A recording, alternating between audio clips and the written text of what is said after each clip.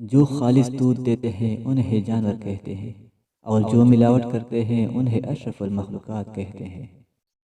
کچھ لوگ شفا جیسے ہوتے ہیں، بات کرتے ہیں تو تسکین ملتی ہے، لفظ کہتے ہیں مرہم لگتے ہیں۔ کچھ لوگ صرف لوگ نہیں ہوتے، وہ ہمارا علاج ہوتے ہیں، سکون ہوتے ہیں۔ صرف مرے ہوئے لوگ ہی نہیں، کبھی کبھی زندہ لوگ بھی لوٹ کر نہیں آتے۔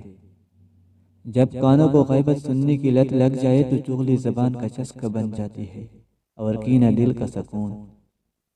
خوش رہنے کا سب سے اچھا اصول یہ بھی ہے کہ جہاں لگے آپ کی جگہ نہیں، وہاں خاموشی سے خود کو الگ کر لے۔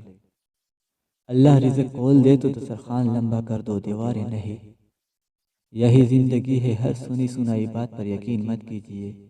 ایک کہانی کے ہمیشہ 3 پہلو ہوتے ہیں، آپ کا، ان کا اور سچ۔ معاف کرنے کی عادت ڈالیے، کیونکہ معاف کرنے سے انسان کی اپنی روح پاک ہو جاتی ہے۔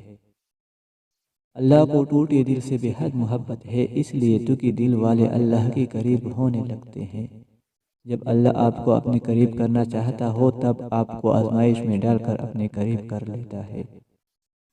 اگر تعلق میں اداکاری نہیں بلکہ وفاداری کا معاملہ رکھا جائے تو ہر رشتہ بہت انمول ہو جائے گا۔ دانش بری عورت وہ ہوتی ہے جو گردش کے راستوں چلتی ہے اور اپنے دکھڑے کسی کو نہیں سناتی، نہ ہی کسی کے سامنے روتی ہے۔ اصلاح کے 100 الفاظ سے زیادہ تجربے کی ایک ٹوکر انسان کو مضبوط بناتی ہے۔ کچھ باتیں سمجھانے پر نہیں بلکہ خود پر بیٹھ جانے پر ہی سمجھ میں آتی ہے۔ سوچنے والا ذہن اور محسوس کرنے والا دل نصیب والوں کو عطا ہوتے ہیں۔ اللہ پر گمان نہیں، یقین رکھو تمہیں بہتر نہیں بہترین ملے گا۔ خود سے محبت کرے اور خود کی پرواہ کرے، اپنے لیے سوچے، اپنی ذات کے لیے فیصلے کرنا سیکھے۔ کیا خود سے محبت کرنے کے لیے اتنا کافی نہیں کہ اللہ آپ سے محبت کرتا ہے؟ تم گھبراتے کیوں ہو مقدر کے فیصلوں سے؟ کیا تم نہیں جانتے تمہارا رب کتنا غفور رحیم ہے؟ اگر وہ دن کو رات اور رات کو دن کرنے پر قادر ہے تو کیا وہ تمہاری تڑپ دیکھ کر تقدیر کے فیصلے بدل نہیں سکتا؟ کچھ لوگوں سے نفرت نہیں ہوتی، بس ان کی باتیں سوچ کر ان کو محبت دینا مشکل ہو جاتا ہے۔ یہ دل ہی تو ہے جو بغیر رکے سالوں سال کام کرتا ہے، اسے سکون دے، چاہیے آپ کا ہو یا آپ کے اپنوں کا۔